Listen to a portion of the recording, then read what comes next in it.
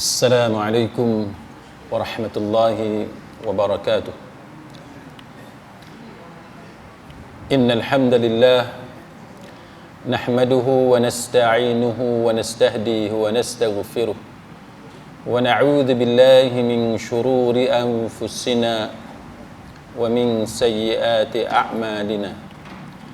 Man yahdihillahu fala mudilla lahu wa man yudlil fala hadiya lahu.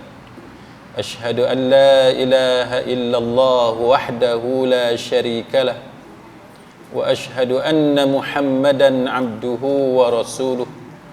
Allahumma salli wa sallim ala Muhammad wa ala alihi wa sahbihi wa tabi'in bi ihsanin ila yaumiddin.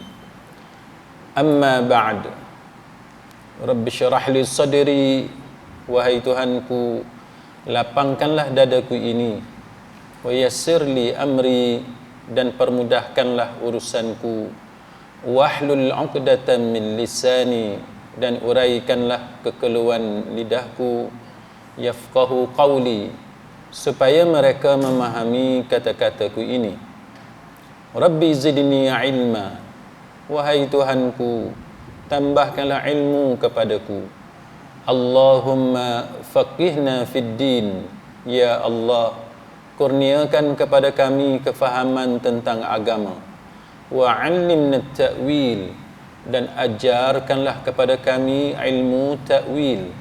Wahdinas siratal mustaqim, dan tunjukkan kepada kami jalan Engkau, jalan yang lurus.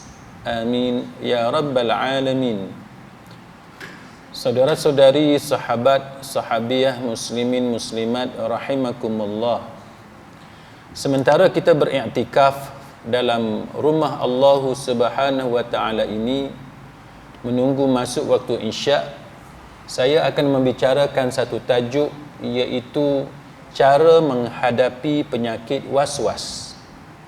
Cara, apa dia kaedah, apa dia petua yang diajarkan oleh para ulama untuk kita sembuh daripada penyakit was-was. Penyakit was-was ni dia ada macam-macam, kan? Penyakit was-was khususnya dalam apa yang sering kali berlaku di kalangan dalam masyarakat kita ni, dia ada macam-macam. Satu, was-was yang berkaitan dengan ibadat. Yang berkaitan dengan ibadat. Kita nak tahu orang tu was-was berkaitan dengan ibadat, contohnya semayang. Takbir tu tak tahu berapa kali, kan? Tak masuk-masuk. Orang lain angkat sekali, kalau tersilap pun 2 kali settle. Dia ni 3 tak settle, 4 tak settle. Jadi mengganggu orang kiri kanan. Itu contoh mudah lah, kan? Baca Quran, main bismillah, bismillah, bismillah, kan? Itu was-was. Satu lagi contoh orang was-was ni ialah bila berkaitan dengan benda-benda kotor. Benda-benda kotor. Dia duk basuh tangan dia, duk main sabun. Tak puas. Lepas ambil sabun pula, basuh pula. Last sekali tangan tu menggelupas. Kulit tu jadi tak elok. Kulit tu jadi kering. Agama tidak mengajar kita sampai tahap tu. Ada juga tuan-tuan sekalian, terlalu nak jaga ni. Takut-takut najis anjing. Cerita hak bila? Cerita hak 15 tahun, 20 tahun hak lepas. Dia kata dia rasa macam dia ada pijak najis anjing 15 tahun dulu, 20 tahun dulu. Ni, lah ni duk fikir lagi yang tu. Tu contoh was-was. Nak tahu was-was? Kalau orang tu tanya kita, cerita dia pijak tai anjing ke, tai khinzir ke, hak 20 tahun lepas, tu tanda-tanda dia ada was-was. Tuan-tuan, kalau tuan-tuan satu orang yang sehat, mental tuan-tuan sehat, tuan-tuan tak peduli dah cerita hak 15-20 tahun lepas tu. Tak peduli dah. Tambah pula agama kita satu agama yang mudah. Bukanlah kita mempermudah-mudahkan agama, bukan. Tapi agama kita agama yang mudah, benda yang tak nampak dengan jelas depan mata, maka yang tu kita kira bersih. Itu agama. Hatta nak cerita mudahnya agama kita ni, sembahyang pakai kasut pun boleh, sembahyang pakai selipar pun boleh. Cuma dalam masjid tak boleh lah, masjid kita ada kapet. Tapi para ulama mengatakan bahawa hendaklah kita membiasakan diri sembahyang pakai selipar, sembahyang pakai kasut untuk membezakan ibadat kita dengan orang Yahudi. Mana tuan-tuan dekat rumah, dalam rumah ada tak selipar hak dalam rumah? Selipar dekat dapur, selipar hak berbulu, ada bulu singa, bulu rimau apa semua tu, pakai pergi. Kan? Kita dalam rumah, dalam bilik kita pakai, kita sembahyang. Apa tujuan? Untuk membezakan kita dengan orang Yahudi. Jangan sepanjang masa kita tak pakai selipar. Jangan sepanjang masa kita tak pakai kasut. Bukan kata berdosa, tak. Tapi tidak 100% menepati sunnah yang diajarkan oleh Nabi. Kalau tuan-tuan nak betul-betul pahala yang Nabi ajarkan kepada tuan-tuan, ada masa sembahyang buka kasut, buka selipar, ada masa sembahyang pakai kasut, pakai selipar. Itu sunnah yang 100%. Itu yang betul. Hatta kita pakai kasut pijak jalan tar, pijak rumput, pijak tanah, kita tengok tapak kasut, ada tak tai, ada tak najis, tak ada, boleh sembahyang. Maka itu contoh tuan-tuan, mudahnya agama, tapi kita yang menyusahkan diri kita. Apa lagi contoh orang was-was tuan-tuan?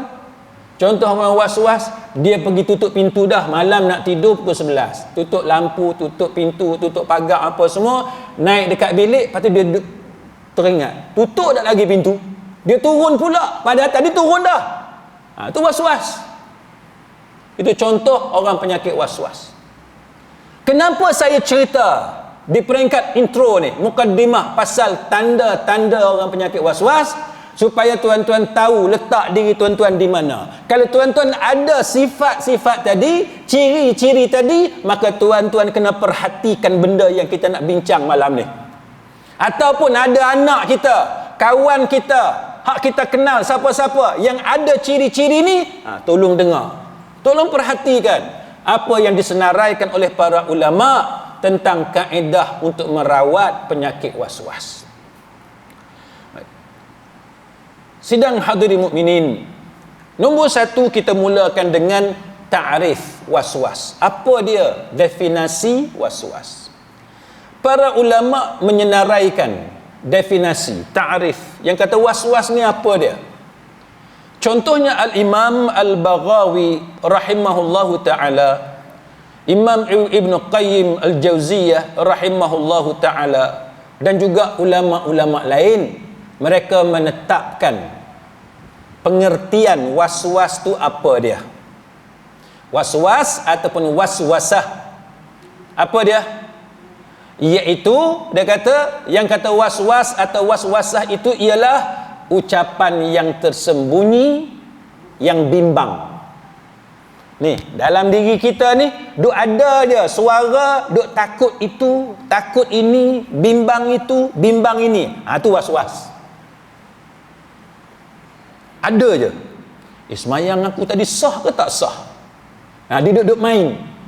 Suara tu dia bermain dalam diri kita. Dan benda tu dia tidak tetap. Sekejap kita rasa sah, sekejap kita rasa tidak sah. Itu was-was. Kita basuh lantai ke, basuh najis, basuh tangan ke, sekejap kita rasa bersih, sekejap kita rasa tak bersih. Itu was-was. Dibisikkan suara ini ke dalam diri manusia. Siapa yang bisikkan tuan-tuan? Setan.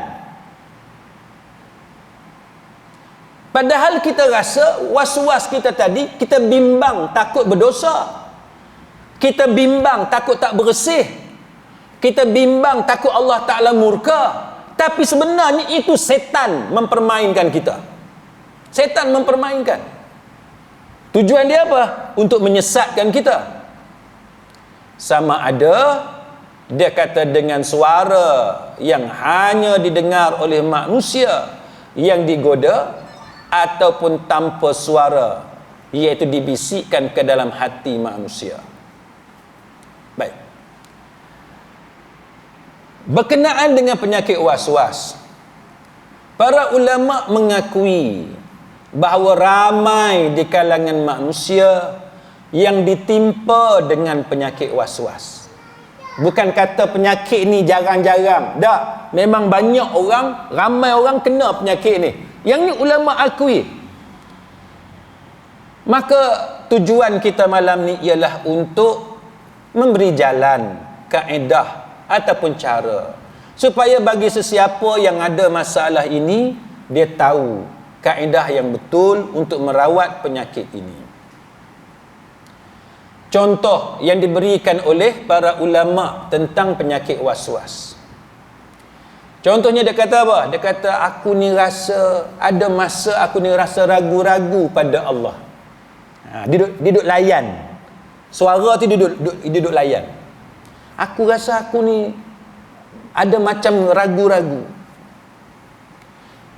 Iman aku ni terjejas ke tidak? Dia start dengan benda-benda macam tu. Dia start dengan benda-benda macam tu. Saya ada kawan-kawan yang duk selalu tanya soalan. Bila kita tengok berulang soalan tu, kita tahu itu was-was. Soalan mula-mula tu kita rasa okey, sebab dia tanya pasal hukum hakam, tanya pasal akidah. Tapi bila nampak berulang itu, kita tahu itu tanda penyakit was-was. Apa lagi contoh penyakit was-was? Datang dalam diri kita bisikan, Allah Ta'ala mencipta makhluk-makhluk ni, alam semua ni, siapa pula yang cipta Allah? Dia datang benda-benda macam tu. Jadi kalau tuan-tuan, dalam diri tuan-tuan ni ada berulang kali datang bisikkan, siapa yang cipta Allah? Mana tuan-tuan ada penyakit was-was. Ada penyakit was-was. Jadi jangan layan. Jangan layan. Baik. Kemudian dia kata, dia berjalan. Kadang-kadang dia rasa macam dia nampak perkataan Allah atas jalan. Dia takut nak pijak, takut terpijak nama Allah atas jalan. Was-was ni tuan-tuan, sampai tahap dia duk terbayang atas jalan tu ada tertulis nama Allah. Sampai tahap tu. Kita biasa dengar orang nampak nama Allah dalam buah. Kan? Atas langit nampak alif lam lam ha. Dekat daun, dekat pokok. Ni orang was-was ni tuan-tuan, bukan tahap tu. Dia nampak atas jalan tu, dia takut terpijak nama Allah. Dia punya teruk ni penyakit was-was. Jadi banyak. Contohnya, bila basuh anggota wuduk, kita basuh maksimum 3 kali, dia basuh lebih daripada 3 kali. Tuan-tuan di balik pulau, kalau ambil wuduk berapa minit? Orang balik pulau ambil wuduk. Cuba try letak apa smartphone dekat tempat ambil wuduk, set timer. Agak-agak berapa minit kita ambil wuduk? Katalah 2 minit. Tak, katalah 2 minit. Kalau tuan-tuan ambil wuduk 2 minit, kalau orang balik pulau ni ambil wuduk 2 minit, tiba-tiba kita ambil wuduk 5 minit, mana kita was-was? Kalau orang lain ambil wuduk 3-4 minit, kita ambil wuduk 10 minit, itu was-was. Kalau orang mandi wajib 10-15 minit, kita mandi wajib 30 minit, 1 jam, itu was-was. Cara nak ukur yang mudah. Cara nak ukur yang mudah, kita tengok average. Average orang macam mana, kita banding dengan diri kita. Kalau benda yang kita buat jauh lebih panjang, jauh lebih lama berbanding dengan average orang, mana kita was-was. Basuh kaki ke, basuh tangan ke, basuh kencing ke, kita jauh lebih lama daripada average orang, maka kita was-was. Itu dia. Maka macam mana untuk kita ubati penyakit was-was ini? Baik. Maka tuan-tuan sekalian, kita mulakan dengan hadis Nabi sallallahu alaihi wasallam. Kita mulakan dengan hadis Imam Muslim daripada Abu Hurairah radhiyallahu anhu dan juga Ibnu Abbas radhiyallahu anhum. Dia kata apa? Jaa nasun min ashabin Nabi sallallahu alaihi wasallam fas'aluh. Datanglah sekelompok sahabat Nabi sallallahu alaihi wasallam, lalu mereka bertanya kepada Nabi. Apa soalan sahabat-sahabat Nabi ramai-ramai ni? Dia tanya, sesungguhnya kami mendapati pada diri kami sesuatu yang kami berat untuk kami sebut. Dia rasa berat sangat nak sebut. Dalam diri kami ni ada benda, tapi nak sebut benda tu berat. Maka Nabi tanya, apakah kamu benar mendapati benda hak berat tu ada dalam diri kamu? Sahabat kata, ya, memang ada. Maka Nabi kata, rasa berat mengucapkan itu menunjukkan iman yang sempurna. Dia kata sarihul iman. Nabi kata iman yang murni, iman yang jelas. Baik. Lalu hadis ni disyarahkan oleh para ulama. Apa maksud dia? Para ulama ketika mensyarahkan hadis ni, mereka kata apa? Bahawa apa yang dirasai oleh sekelompok sahabat Nabi itu adalah berupa was-was syaitan dalam hati mereka yang mereka benci dan berat untuk sebut. Hak dalam hati tu, apa dia hak berat tu? Iaitu siapa yang mencipta Allah. Itu. Kita belajar akidah, kan? Kita belajar tentang sifat Allah dan sebagainya. Allah Ta'ala mencipta alam dan sebagainya. Tapi dia akan datang dalam diri kita ni. Dia akan datang. Kalau semua ni Allah Ta'ala cipta, siapa yang cipta Allah? Takkan Allah Ta'ala ada lagu tu sahaja. Mesti ada yang cipta Allah. Ini benda yang berat dalam diri ni. Ataupun kalau botol ni dibuat daripada plastik, meja ni dibuat daripada kayu, Allah Ta'ala dibuat daripada apa? Ini was-was. Ini was-was. Benda yang kata sahabat kata berat nak sebut tu, ini dia. Dan rasa benci kepada was-was syaitan itu yang ada dalam hati sahabat tadi menunjukkan bahawa mereka ni takut terjatuh dalam perkara yang buruk itu. Dan dengan sebab itu mereka tidak yakin dan tidak membenarkan benda buruk itu. Dan sebab itu Nabi kata tadi, iaitu zaka sarihul iman. Nabi kata itulah iman yang murni. Maknanya sahabat ada dalam diri dia benda tu, tapi dia pandang benda tu benda buruk. Sahabat dia tak layan benda tu. Sebab tu dia kata benda tu benda yang berat dia nak sebut. Benda yang dia benci dan benda yang dia tak suka. Itu menunjukkan sahabat tidak layan benda tu. Dan Nabi respon dengan Nabi kata itu adalah sarihul iman. Maknanya apa tuan-tuan? Maknanya kalau diri kita ni tuan-tuan ada bisikan-bisikan tadi, dan kita tahu bisikan macam tu bisikan yang tak sepatutnya kita layan, maka itu menunjukkan kita ada sarihul iman. Kita ada iman yang murni. Tu. Jadi benda ni berlaku pada semua orang. Bukan kita sahaja. Sahabat Nabi pun kena. Sahabat Nabi pun kena. Baik. Jadi poin penting di sini apa dia tuan-tuan? Iaitu supaya kita tidak ikut bisikan tadi. Jangan dilayan bisikan tersebut. Baik, seterusnya sidang hadirin mukminin, hadis yang kedua. Hadis Abu Hurairah radhiyallahu anhu. Dia kata Rasulullah sallallahu alaihi wasallam bersabda, "Ya'ti syaitan ahadakum fayaqul man khalaqa kadza wa kadza." Dia kata setan ni Nabi kata setan ni dia datang kepada salah seorang di antara kamu. Lalu setan ni dia akan tanya soalan. Soalan dia apa dia? Man khalaqa kaza wa kaza. Siapa yang cipta benda ni? Siapa yang cipta benda ni?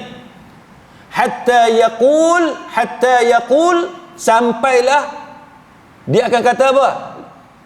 Iaitu man khalaqa rabbak. Siapa yang mencipta Tuhan kamu? Siapa cipta ni? Siapa cipta ni? Siapa cipta ni? Last kali dia akan tanya siapa yang cipta Tuhan kamu?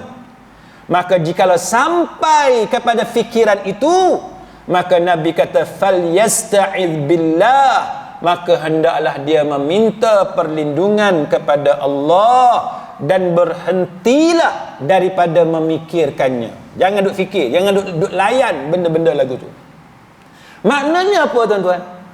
Makna dalam agama kita ni, agama mengajar kepada kita fikir, renung, tapi dia ada limit, dia ada had, ada batas. Semua benda kita buat atas dunia ni tuan-tuan, dia ada limit, dia ada sempadan dia. Makan ada limit. Tuan-tuan makan benda paling sedap dalam dunia ni, benda yang tuan-tuan suka. Apa yang tuan-tuan suka? Katalah tuan-tuan suka makan ayam penyet.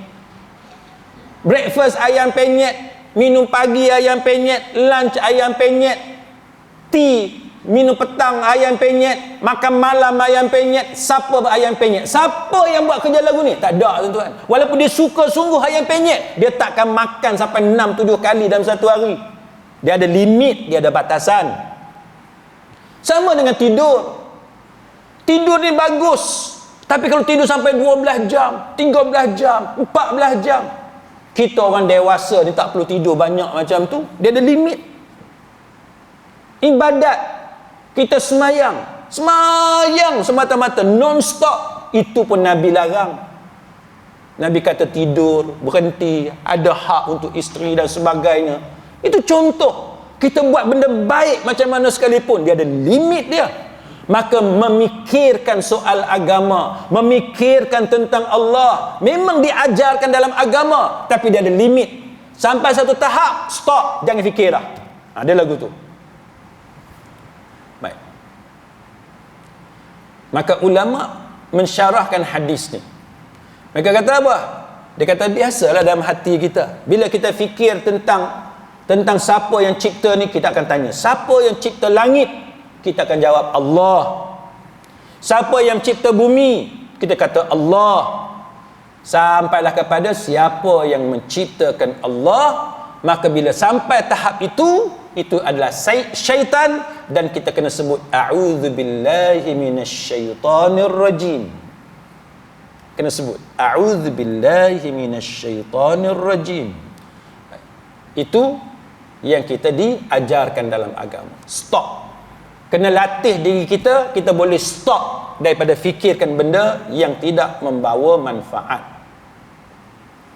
Maka antara kaedah, contoh-contoh kes yang diberikan oleh para ulama kepada kita, dia suruh kita jawab, respon kepada benda tadi, kepada was-was tadi. Contoh, kalau ada datang bisikan kata, mesti ada yang cipta Allah. Kalau Allah Ta'ala cipta semua benda ni, mesti ada yang cipta Allah. Kita potong itu, kita kata tidak benar.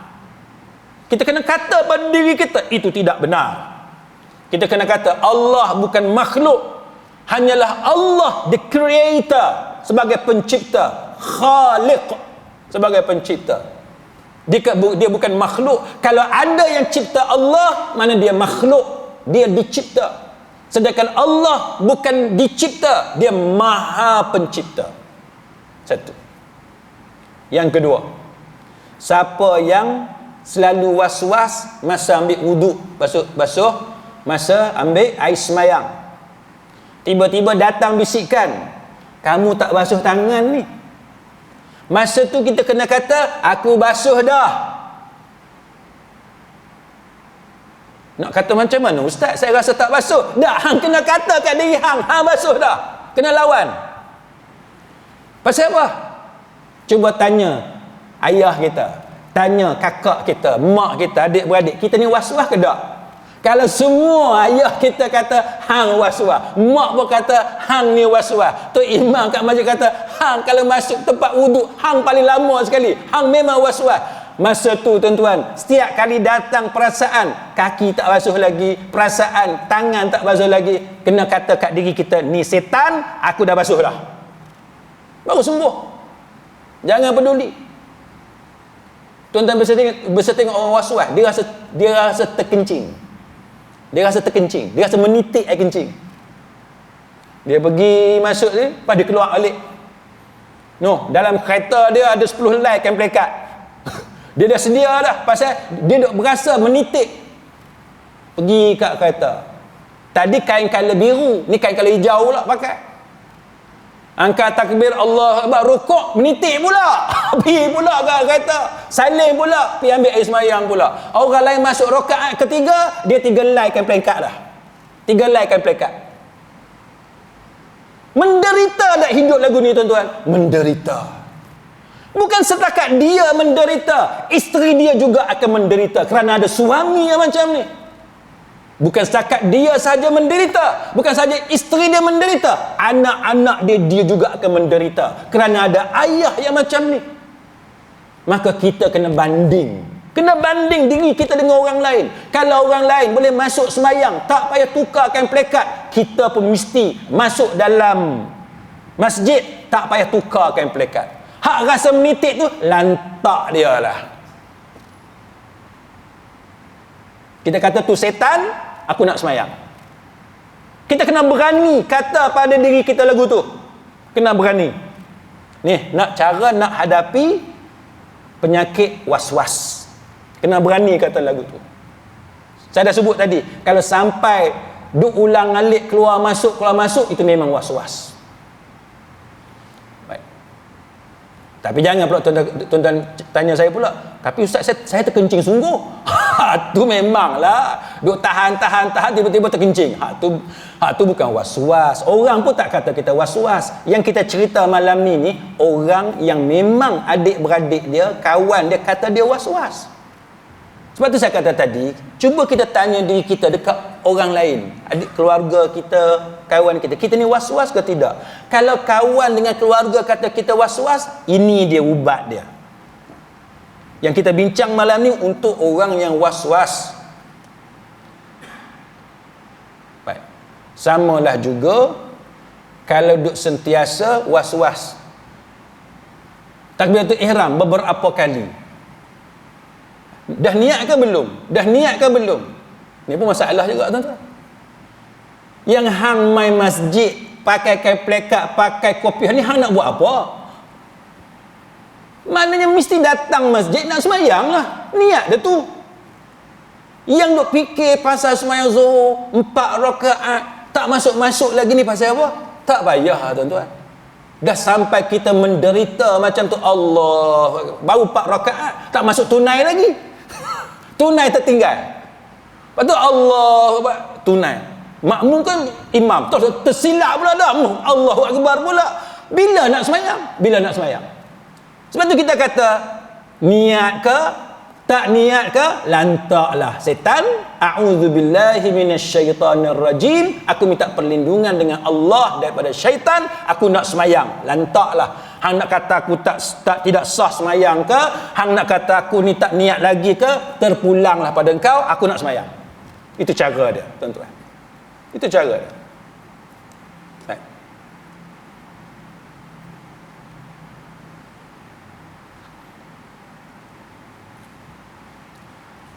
Dan ada ulama, tuan-tuan, ada ulama mazhab Maliki. Saya nak cerita, agak menarik benda ni. Nama dia Al-Imam An-Nafrawi, bukan Imam Nawawi, Imam An-Nafrawi rahimahullahu ta'ala. Dalam kitab dia Al-Fawaqih Ad-Dawani, dia ni ulama mazhab Maliki. Dia kata apa? Dia kata kalau orang was-was ni, dia ada satu hukum khas dekat dia. Orang was-was, bukan orang biasa macam kita. Orang was-was ni, kalau dia was-was 3 rakaat ke 4 rakaat, Kalau orang biasa macam kita, kalau kita was-was 3 atau 4, kita ambil 3, betul tak? Kita ambil 3. Orang hak biasa macam kita ni yang tidak was-was. Tapi bagi orang yang ada penyakit was-was, walaupun dia rasa sungguh ni macam 3 lagi ni macam 3 ke 4, hati dia berasa macam 3. Tapi kalau dia ada penyakit was-was, Al-Imam An-Nafrawi, seorang ulama mazhab Maliki, dia kata kena ambil 4. Ini sahaja cara nak mengubati penyakit was-was. Nak lawan was-was ni, orang penyakit was-was, dia tak boleh ambil 3, dia kena ambil 4. Itu cara dia. Supaya dia datang confident dalam diri dia. Supaya hilang rasa bimbang, rasa takut tadi hilang. Maka dia kena ambil nombor 4, jangan ambil nombor 3. Ni aku ni 1 rakaat ke 2 rakaat, dia kena ambil 2. Dia jangan ambil 1. Kalau dia ambil hak sikit, dia akan sentiasa was-was. Ini kata Al-Imam An-Nafrawi rahimahullahu ta'ala.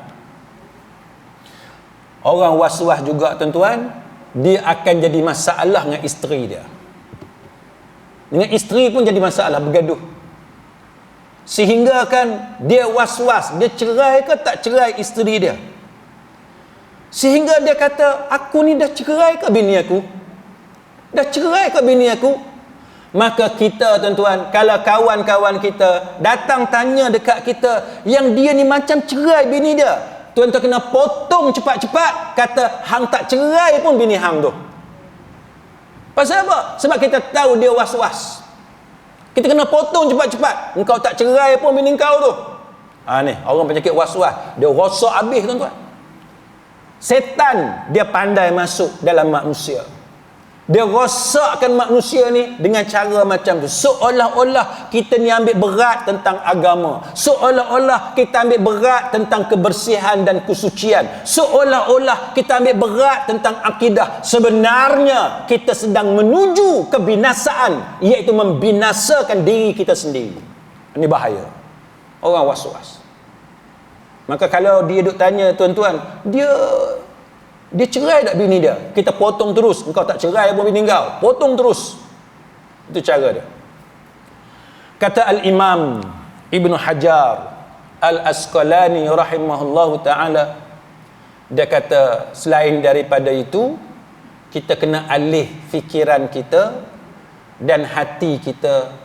Kita sibukkan diri kita. Jangan ada masa nak mengelamun, nak relax banyak sangat. Sebab bila kita duk relax banyak sangat, menung banyak sangat, dia datang. Dia sibuklah. Tai anjing hak kita pijak atas jalan pun kita duk datang balik cerita 20 tahun lepas. Cerita hak kita tak basuh kencing hak 15 tahun lepas, dia datang balik. Maka cara nak hadapi benda ni, Imam Ibn Hajar kata, kita sibukkan diri kita, fikiran kita, hati kita dengan buat benda-benda yang bermanfaat. Dan inilah yang memenuhi pengertian berhenti yang kita baca hadis tadi. Stop. Yang kata stop tadi macam mana? Imam Ibn Hajar kata dengan cara kita sibukkan diri kita, terlibat dengan aktiviti yang berfaedah. Bila kita sentiasa sibuk ni, kita tak ada masa tuan-tuan. Tak ada masa nak fikir benda-benda yang mengarut-mengarut. Sibuk nak ambil anak tuition, lepas tu nak kena ambil kawan pula mai kuliah, ambil orang tu pula, ambil orang ni pula, kan. Sikit lagi kawan kata, lambat ni ustaz, lambat. Kita sibuk. Bila kita sibuk ni tuan-tuan, kita ada engagement, kita ada komitmen, kita ada kerja, ada tugas. Jadi tak adalah perasaan duk mengelamu, nak buat benda tak elok, nak ingat benda lepas-lepas lama-lama. Ni kalau tuan-tuan daripada pagi sampai petang sampai malam tak buat kerja, duk relax je, dia datang. Dia akan datang. Sebab tu kita tuan-tuan kena sentiasa sibuk. Kalau kita habis hari bekerja, Sabtu dengan Ahad hari cuti, sibukkan dengan aktiviti bersama keluarga. Pergilah naik Bukit Bendera ke, pergi pantai Monyet ke. Ada pantai Monyet balik pulau kan? Monkey Beach, Monkey Beach.